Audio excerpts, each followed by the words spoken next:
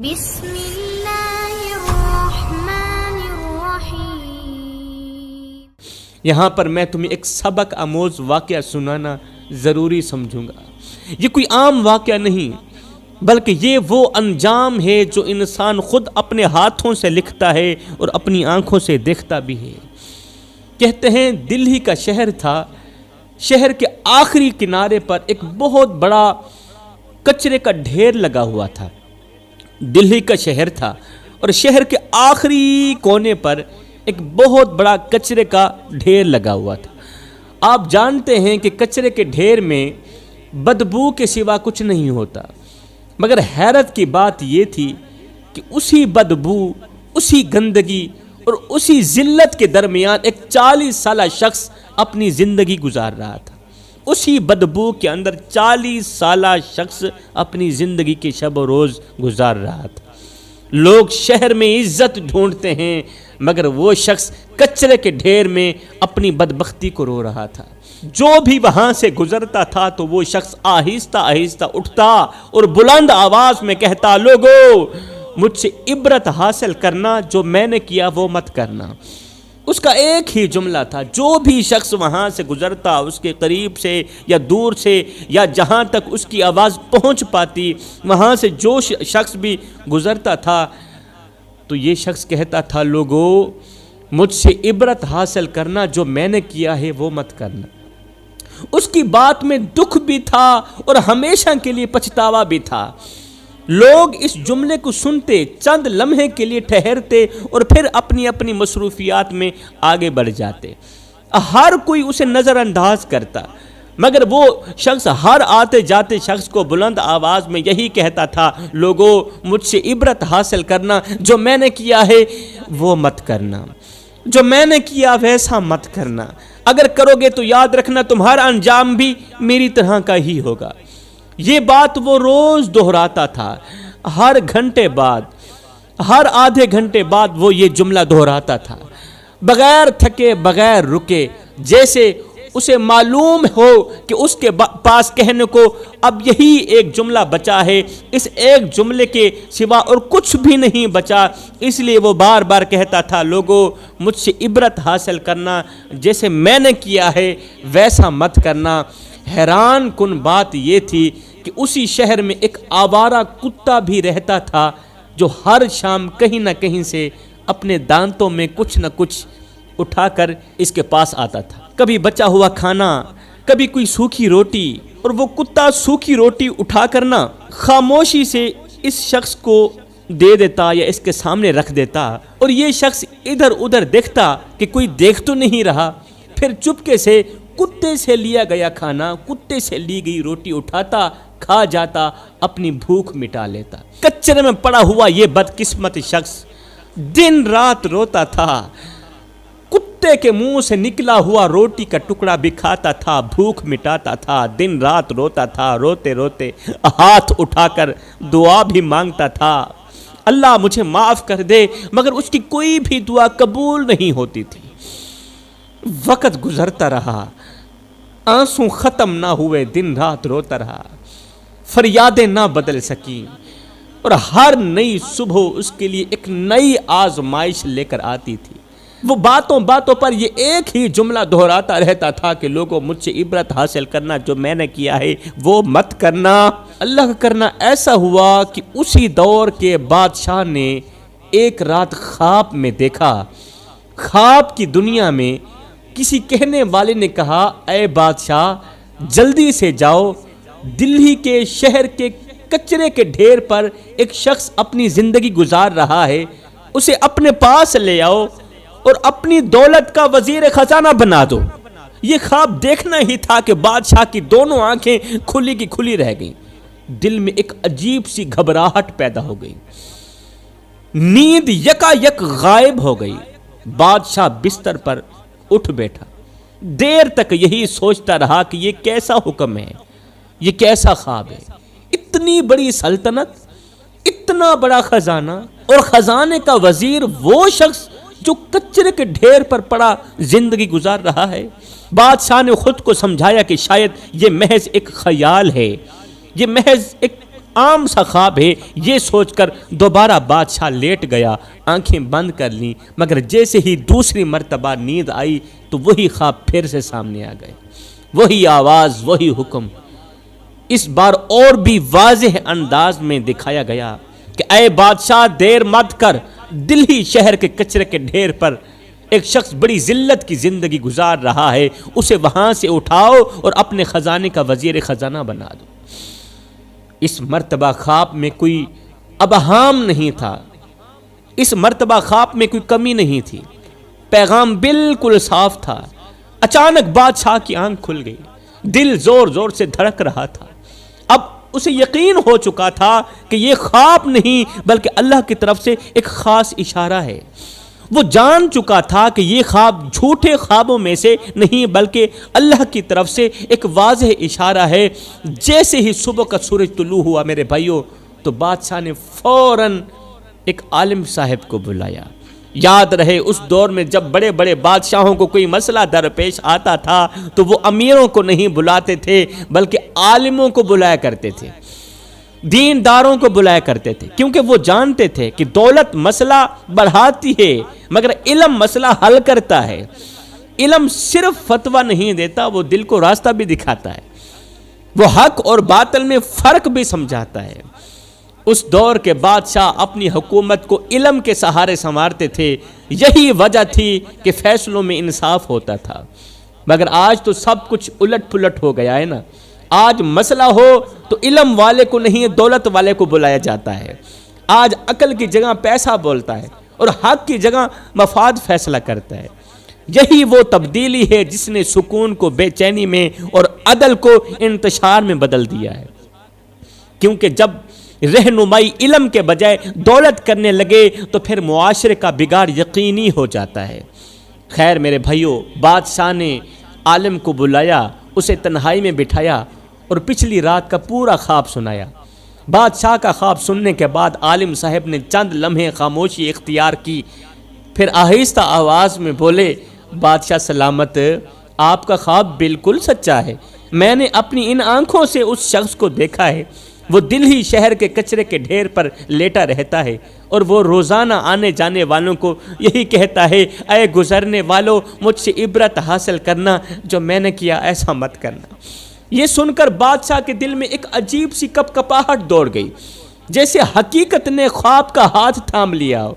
بادشاہ نے گہری سانس لی اور کہا، اگر یہ خواب سچا ہے تو پھر دیر نہیں کرنی چاہیے، آج رات تیاری کر لو، ہم دونوں چلیں گے، اس شخص کو وہاں سے اٹھا کر شاہی محل میں لے کے آئیں گے، پھر اس کی حقیقت سے آگاہ ہوں گے، اس سے اس کی کہانی سنیں گے۔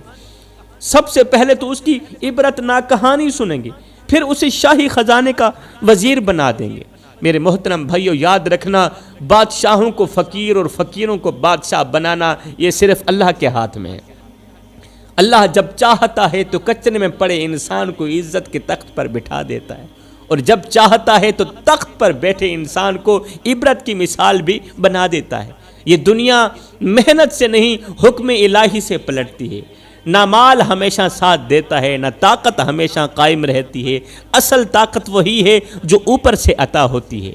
خیر، رات کے وقت بادشاہ اپنے 2 سپاہیوں کو ساتھ لے کر اور ایک عالم صاحب کو ہمراہ کر کے شاہی محل سے نکلا اور دلہی کی طرف چل پڑا۔ وہ سوچ رہا تھا کہ جس شخص کو اللہ نے خواب کے ذریعے بلایا ہے وہ کیسا ہوگا۔ عالم صاحب خاموش تھے اور بادشاہ ہر قدم پر یہ سوچ رہا تھا کہ یہ سفر تخت کا نہیں بلکہ تقدیر کا سفر ہے۔ جب وہ کچرے کے ڈھیر کے قریب پہنچے تو بدبو اور تاریکی نے ان کا راستہ روک لیا۔ پھر عالم صاحب آگے بڑھے۔ عالم صاحب نے آگے بڑھ کر کہا، بادشاہ سلامت، یہی وہ جگہ ہے جہاں وہ شخص رہتا ہے۔ تھوڑی ہی دیر میں بادشاہ اور عالم صاحب نے دیکھا کہ ایک شخص زمین پر پڑا ہے، جیسے اسے کسی کے آنے کی امید ہی نہ ہو۔ بادشاہ نے قریب جا کر جب غور کیا، دیکھا تو اس کے دل میں ایک عجیب سی کیفیت پیدا ہو گئی، کیونکہ یہی وہ چہرہ تھا جو خواب میں دکھایا گیا تھا۔ یہاں ایک بات صاف ہو گئی ہے میرے محترم بھائیو، کہ اللہ جب کسی کو اٹھانے کا فیصلہ کر لیتا ہے تو بادشاہ خود چل کر اس کے دروازے تک آتا ہے۔ یہ اللہ ہی جانتا ہے کہ اس کے ساتھ آگے کیا ہونے والا ہے، کون کہاں سے اٹھایا جائے گا اور کہاں بٹھایا جائے گا، مگر اس حکمت کو ہر بندہ نہیں سمجھ سکتا۔ خیر، بادشاہ کی سپاہیوں نے کچر میں پڑے ہوئے اس بدقسمت انسان کو اٹھایا، بادشاہ کے حکم سے اسے نہلوایا گیا اور پھر بادشاہ اور عالم کے سامنے اسے تنہائی میں بٹھایا گیا۔ بادشاہ نے آہستہ لہجے میں پوچھا، اے بندے، بتا کہ آخر تو نے ایسا کیا کیا تھا کہ تو عبرت کا نشان بن گیا۔ یہ سننا تھا کہ وہ شخص چیخ پڑا، روتی ہوئی آواز میں کہنے لگا، اور میری کہانی سننے والوں، اگر کسی نے دنیا کا سب سے بڑا بدقسمت انسان دیکھنا ہو تو وہ میرے جیسے انسان کو دیکھ لے۔ کہنے لگا، ایک وقت تھا کہ میں بہت بڑا حسین و جمیل نوجوان تھا، جو بھی مجھے ایک بار دیکھتا وہ بار بار دیکھنے کی کوشش کرتا، مگر میں شراب کا عادی تھا، دن رات نشے میں ڈوبا ہوا رہتا تھا، ہوش اور حد دونوں کھو چکا تھا۔ ایک رات میرے دروازے پر کسی نے دستک دی، میں نشے میں لڑکھڑاتا ہوا اٹھا، دروازہ کھولا تو باہر ایک حسین و جمیل عورت کھڑی تھی، خوبصورت عورت کھڑی تھی، مگر اس کے چہرے پر بھوک کے آثار دکھائی دے رہے تھے۔ میں نے پوچھا، کیسے آنا ہوا؟ اس نے لرزتی آواز میں کہا، میرے بچے 3 دن سے بھوکے ہیں، موت کے قریب ہیں، میں اللہ کے نام پر فریاد لے کر آئی ہوں، میں اللہ کے نام پر فریاد لے کر آئی ہوں، کھانے کو کچھ مل جائے۔ میں نے کیا کیا، اس عورت کو اندر آنے کو کہا۔ وہ عورت جب اندر داخل ہوئی تو میں نے پیچھے سے دروازہ بند کر دیا اور کنڈی لگا دی۔ میں نے اسے کمرے میں بٹھایا اور خود اس کے سامنے بیٹھ گیا۔ پھر میں نے اس کے حسن کی تعریف کرنا شروع کر دی۔ میرے منہ سے اپنے حسن کی تعریف سن کر وہ عورت چونک گئی، ڈر گئی، اس کی آنکھوں میں خوف اترا۔ اسے اندازہ ہو گیا کہ کہیں آج اس کی عزت خطرے میں نہ پڑ جائے۔ اس وقت میں نشے میں تھا، شیطان میرے سر پر سوار تھا، عقل بالکل خاموش تھی اور نفس بول رہا تھا، جیسے جیسے میں کہتا جاؤں بس ویسے ویسے تو کرتا جا اور لطف اٹھاتا جا۔ پھر کیا ہوا، میں نے اس بھوکی عورت پر جبر کیا، اس کی آواز دبانے کی کوشش کی، اور وہ ظلم کر بیٹھا، وہ زیادتی کر بیٹھا جس کا تصور بھی انسان کو کانپنے پر مجبور کر دیتا ہے۔ اور جب یہ سب کچھ ہو چکا تھا تو بھی شیطان نے میرا پیچھا نہ چھوڑا۔ شیطان نے کہا، اب اسے زندہ مت چھوڑنا، اگر یہ زندہ باہر گئی تو تیری بدنامی ہوگی۔ پھر کیا ہوا، شیطان کی باتوں پر آ کر جب میں نے اس بھوکی عورت کی جان لینے کی کوشش کی تو اس کے لبوں سے چند جملے نکلے اور وہ روتی ہوئی کہنے لگی، اللہ تو گواہ رہنا، میں صرف خیرات مانگنے آئی تھی، اللہ میں صرف ایک روٹی مانگنے کے لیے آئی تھی، میں غریب تھی، میں ایک روٹی کے بدلے عزت بیچنے نہیں آئی تھی، مجھ پر جبر کیا گیا، مجھ پر ظلم کیا گیا۔ یا اللہ، اگر قیامت کے دن یہ بدقسمت اور درندہ انسان جنت میں چلا گیا تو میں تیری جنت میں داخل نہیں ہوں گی۔ بس یہ کہتے ہوئے وہ عورت موت کی گھاٹ اتر گئی۔ بس پھر کیا ہوا، اس عورت کے مر جانے کے بعد میرا عروج آہستہ آہستہ زوال میں بدلنا شروع ہو گیا، میری خوبصورتی بدصورتی میں بدلنی شروع ہو گئی، چہرے کی رونق چھن گئی، آنکھوں کی چمک ماند پڑ گئی، اور میں دن بدن کمزور ہوتا چلا گیا، میرا مال جاتا رہا، میرا وقار ختم ہو گیا، اور پھر نوبت یہاں تک آ پہنچی کہ میں نے خود کو تکلیف دینا شروع کر دیا۔ 10 سال کا طویل عرصہ گزر گیا ہے، میں کچرے کے ڈھیر پر پڑا زندگی کے مشکل دن گزار رہا ہوں، مگر اللہ میری توبہ قبول نہیں کر رہا، اللہ میرا رونا قبول نہیں کر رہا۔ اللہ نے اس مظلومہ عورت کی دعا قبول کی مگر میرا رونا قبول نہیں کر رہا۔ اس کی یہ عبرتناک کہانی سن کر بادشاہ اچھی طرح سمجھ چکا تھا کہ یہ خواب بالکل سچا تھا، کیونکہ اللہ کے سامنے جو شخص سچے دل سے رو کر توبہ کرے، اللہ تعالیٰ اس کی توبہ ضرور قبول کرتا ہے، مگر اس شخص کے معاملے میں اللہ کا فیصلہ کچھ اور تھا۔ اللہ تعالیٰ نہیں چاہتا تھا کہ یہ شخص رونے کے ذریعے پاک ہو جائے۔